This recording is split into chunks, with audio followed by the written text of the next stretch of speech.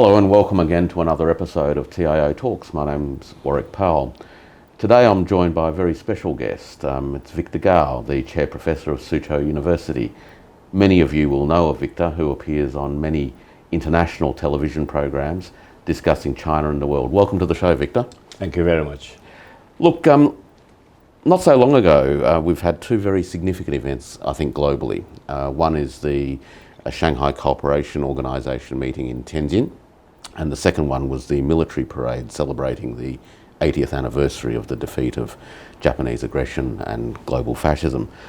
There's been a lot of talk about Tianjin and its global implications, and perhaps I could start by asking you to give us your thoughts on the event. And there's an angle that I really would like to reflect upon, and that is that in the 1850s, we had the Tianjin treaties, which was a series of unequal treaties. And I thought it was fitting that the Shanghai Cooperation Organization came up with the Tianjin Declaration, which in many ways spoke to a new chapter, not just for China, but also for the global South. Well, Tianjin is a major port city, especially for the northern part of China, north of the Yangtze River. And traditionally, ever since Beijing was chosen to be the national capital, Tianjin has always been a very important city in defense of Beijing. And especially after the Opium War in 1840, 41, etc. And then in subsequent decades, when China faced with a successive wave of foreign aggressions, then Tianjin became a port city, very much fought after. Foreign powers landed in Tianjin and then started their march onto Beijing. So that's the tragic side of Tianjin. Now, Tianjin was also turned into a concession by many foreign powers, and after 1949, Tianjin has become what we call city directly under the administration of the State Council, making it at that time one of the three cities with such status: Beijing, Tianjin, and Shanghai. Later, Chongqing city was also turned into such a status city. And Tianjin being the port city means that lots of goods from Beijing shipped outside of China, or from the rest of the world shipped into Beijing and northern parts of China, would use Tianjin as the hub. So it's very important. And I think the reason why Tianjin was chosen to be the venue for the SCO summit is multifaceted, mainly because Beijing is the national capital and the SCOU is named after Shanghai. And of course, I think Tianjin should be given a chance because it is, from the very beginning, one of the three such cities with national status, and now one of the four. And Tianjin has been achieving major progress in recent years, expanding its port services, serving multiple parts of China, as well as Outer Mongolia and Central Asia countries like Kyrgyzstan, for example. And the port facilities could deliver services to almost everywhere in the world. So I think it's a well-chosen venue. And I was in Tianjin making a program just a few days before the SCO summit. And they brought us to the Tianjin port, where we did this production.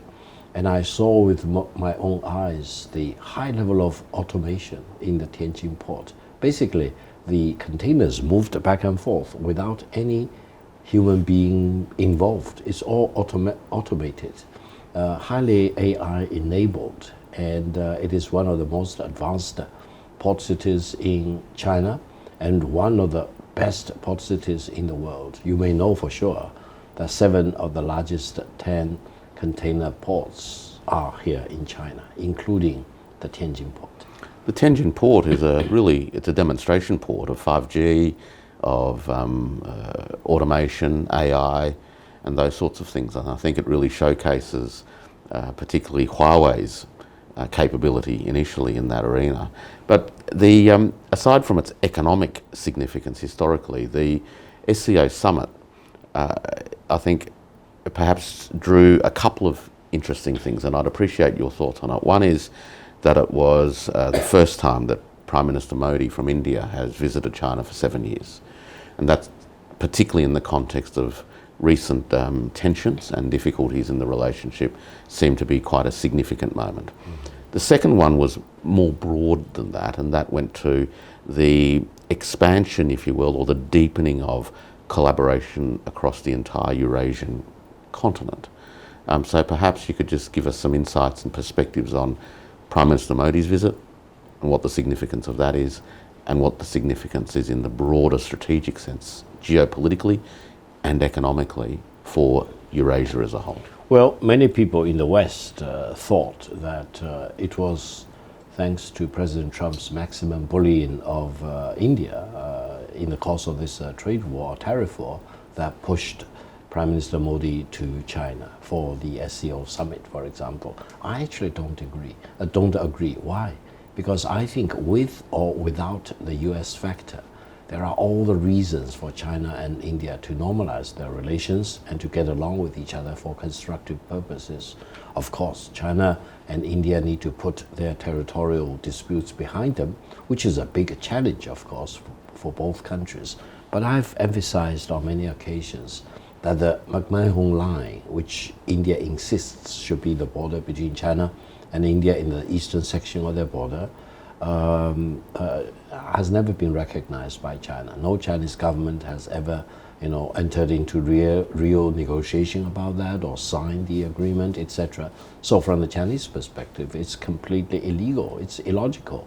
And therefore, China and India really need to engage with each other for a very serious talk about how to make sure that neither China nor India will continue to suffer from the bad legacy of the British rule of India, where they declared everyone in India, regardless of their social status or caste, for example, would be considered as second-class citizens. So we are in a completely new world, and India should no longer believe that whatever the British left behind should be taken as the truth and should be the border between China and India. But other than that, I think China and India can do so many things. I coined the term called the superpopulations, meaning a country with a population above 1 billion would qualify to be a superpopulation. In the world of today, there are only two superpopulations, China and India. So both China and India have tremendous amount of responsibilities for our own people, for each other, and for mankind, because combined together, we account for such a big chunk of the total world population, and it gives us all the reasons to be friendly and constructive, good neighborly with each other, rather than, for example, agitating for war or conflict or confrontation, especially if any one of us will be used as a proxy by another big power. That probably will be the worst case scenario for both China and India. So personally, I was so delighted to see Prime Minister Modi attending the SCO summit meeting in Tianjin, and he became an instant star. Everyone wants to talk to him. All media wants to interview him, and his pictures flashed around on global networks as well as on internet channels, etc. That really heralded well for China-Indian relations. And it is also encouraging to see that India mentioned that after more than 10 years, they wanted to talk with China about how to solve the border dispute. And they wanted to have a permanent solution of the border dispute. That's encouraging signs. Whether it's sufficient to put the territorial disputes behind us, solving the dispute, I do not know. Probably it will take much longer than that. But that gives all the reasons for China and India to reach out to each other. Foreign Minister Wang Yi visited India, and he said all the right things about China-India relations. I've been to India for many times, both New Delhi, Mumbai, and several other cities, for example. I really respect the Indian people, and I think any country to belittle or to kind of dismiss India, calling it a dead economy, is the wrong thing in the world of the 21st century to do. And I think Indian people really do not like it. They want to be treated as an equal. They wanted to really put all their efforts into uplifting hundreds of millions of people from poverty, as China did before 2020. We uplifted more than 800 million people out of poverty. It is time for India to do the same. Many people were surprised actually by the Trump administration's decision to impose not just a 25% tariff on Indian products, but 50% tariffs on Indian products. How significant do you think those sorts of decisions are to the sort of medium-term trajectory of China-India relations, of course, but also India's own sense of itself in the world? Well, trained as a lawyer from Yale Law School, I have full respect for President Donald Trump because his presidency, his office really commands a lot of respect in the world of today. However, I personally do not agree with many things of his policies or his foreign affairs policies, for example. And I think from President Trump's perspective, he probably had several reasons to dismiss India. First of all, he thought that now we have China as a very significant country. The United States called China as a pacing threat. And maybe, if India is left with itself developing continuously for another 10 or 20 years, India will be a very significant country. India says within, let's say, another 25 years, it wants to be in the top 3 economies in the world. So that's actually encouraging. And sometimes when you are faced with a megatrend in the world, it's futile to fight against the megatrend anyway, is that right? But probably Trump and his advisors around him would say, wow, we have one China now to deal with, and in a matter of another decade or so, 2 decades, you have India as a top economy in the world too. They need to deal with both China and India. So they probably thought maybe that should not be the case. And President Trump and his government probably did exactly the same thing that the United States did to China for the last 20 years or so, or 25 years, since 2000. Why? Because they want to set up all the roadblocks to prevent China to continue to develop. They want to throw China on the ground, throw a big rock into China's development cause, for example.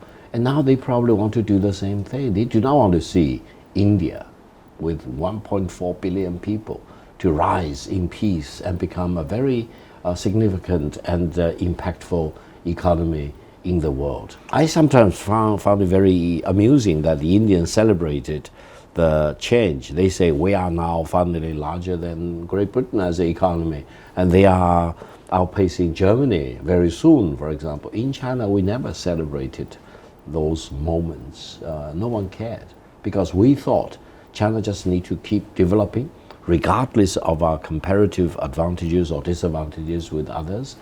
Our mission is to develop.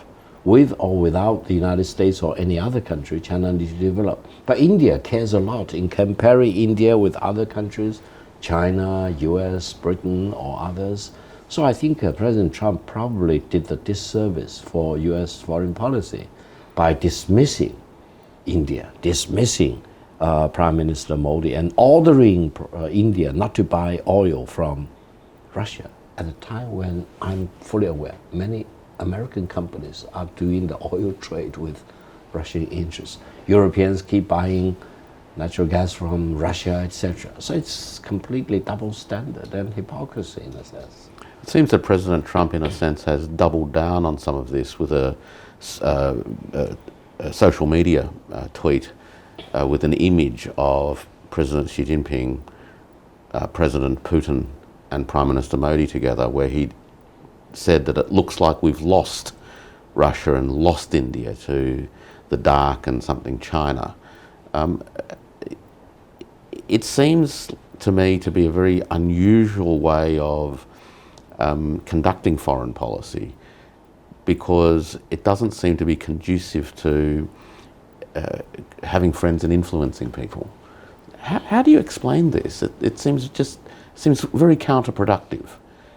Well, based on my previous working experience, educational experience back in the United States at Yale University, including Yale Law School, and subsequent working experiences, I have met with all the US presidents since President Nixon down, with two exceptions. I've never met with Gerald Ford, but Gerald Ford graduated from Yale Law School, so we communicated once. And then I've never met with President Trump. But based on my personal experience with all these presidents or former presidents, etc., my conclusion is very shocking. I think President Trump is truly very extraordinary and very unusual. He's not like any of his other presidential predecessors. In many ways, almost every aspect, he's different. Now, whether he's different for the betterment of the United States or not, that's a conclusion for historians to reach, is that right? But I think the way that he's launching one revolution after another, taking on Harvard University, fortunately he has not taken on Yale yet, and then declaring war on so many entities, treating Governor Newsom of California as if he's nobody, and sending in National Guards into California, you name it, so many things. It seems that he's launching a revolution in the United States as well as abroad. Now, if you talk about revolution, we in China know revolution. We had a 10-year revolution, 1966 to 1976, which eventually was called a national calamity.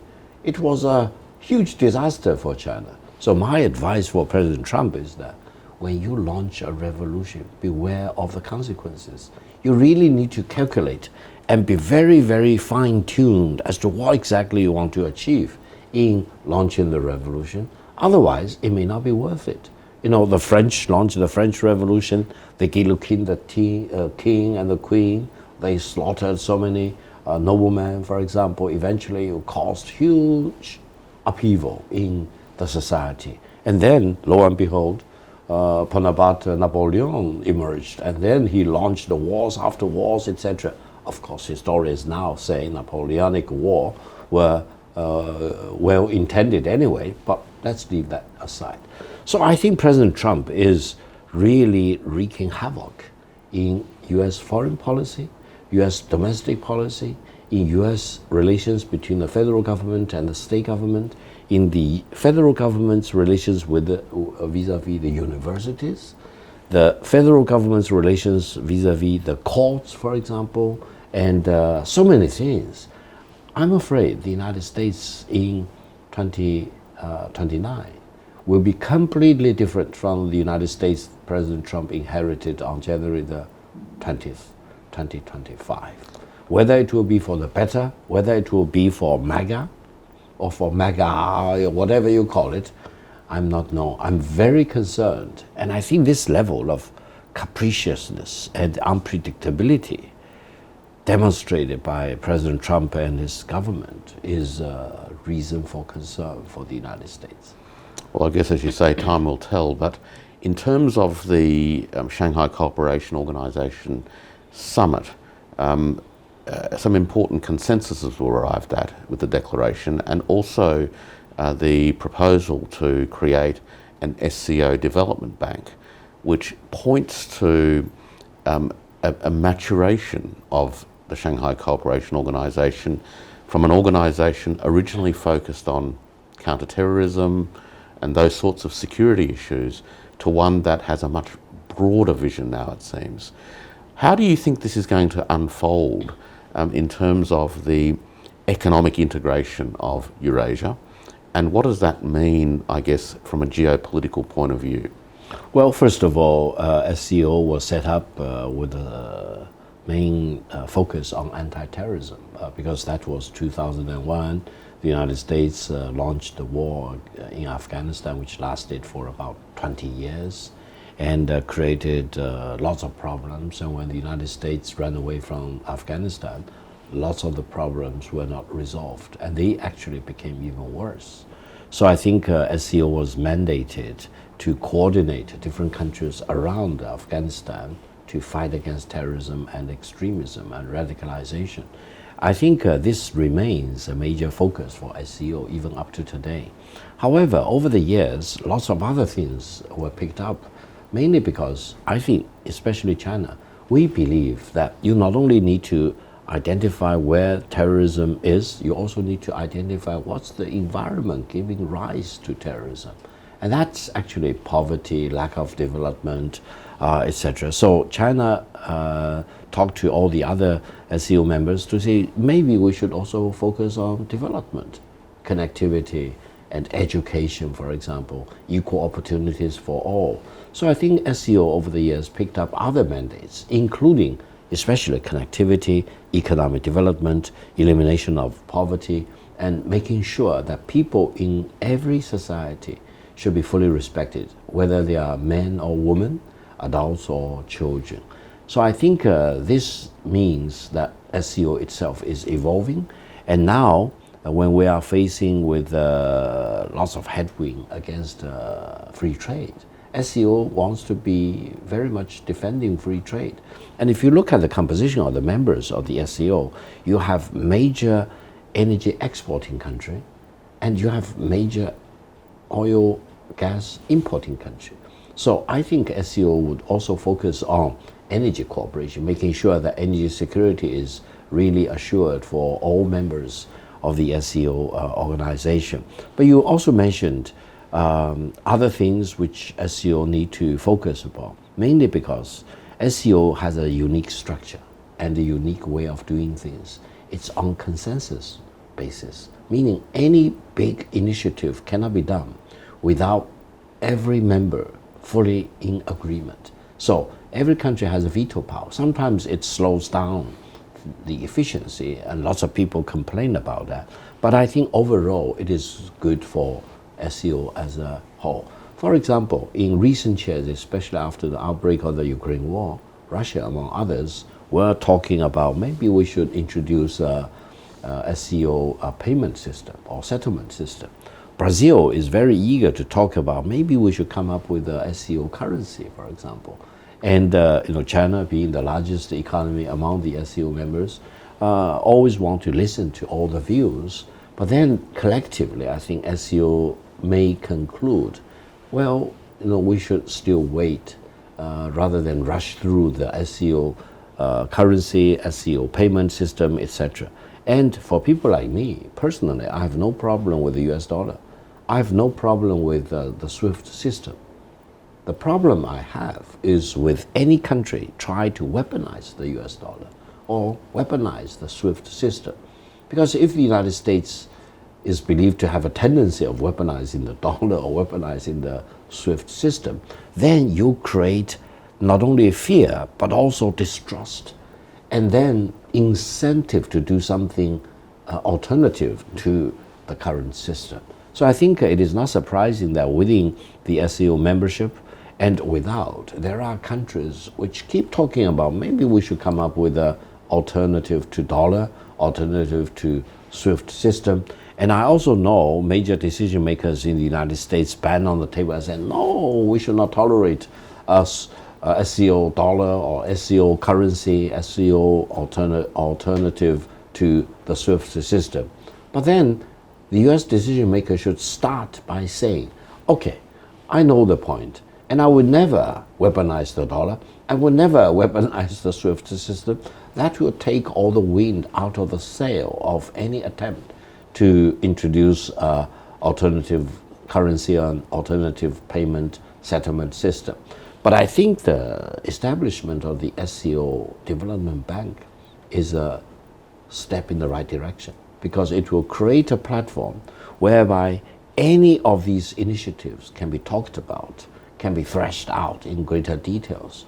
And then when you reach, as you mentioned, a higher level of maturity, I think these initiatives can be put into implementation. I'm pretty sure that eventually no country in the world should be allowed to weaponize its currency, because that's not the right thing. Currency being a kind of common commodity for the general use of the public should be just like air or kind of breeze, wind, etc. You cannot just say, okay, let me take out all the oxygen in the air and then people suffocate, for example. That's not the right thing. So the problem is not with the dollar or the SWIFT system. The problem is with major weaponization of the dollar and the SWIFT system. So Victor, a few days after the Tianjin summit, of course, Beijing then played host to a major global event, which was also attended by many leaders from various countries around the world.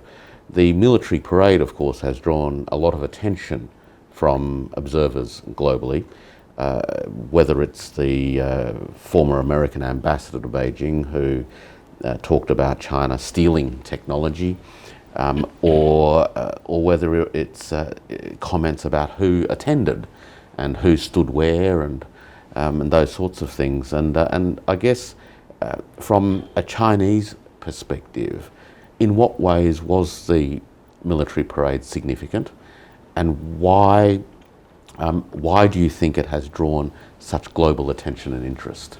Well, on September the 3rd, during the parade, I was in CCTV studio doing live commentary about the parade as it unfolds in front of the whole world. And I was really very much touched. The first parade I participated in was back in 1984, when Deng Xiaoping presided over the parade and reviewed the troops. So I think all these decades kind of collapse into one singularity on September the 3rd. Now let me share with you my observations. I think history will look back at the September the 3rd Victory Parade as a turning point in human history, because while it was selectively known about China's military power, China was very prudent and very careful not to talk too much about it. But for this military parade, China really showcased its best military equipment and the technologies. To such an extent, I think the message is very clear. From this moment, no foreign country, any foreign country or any groups of countries should ever dare to impose a military war on China. Why? Because China has demonstrated fully in terms of conventional weapons, nuclear weapons, missiles of all kinds, drones, and robots, for example, of all kinds. China has the best technology and the best equipment and the most lethal equipment and weapons in the world. But the underlying message is even more important.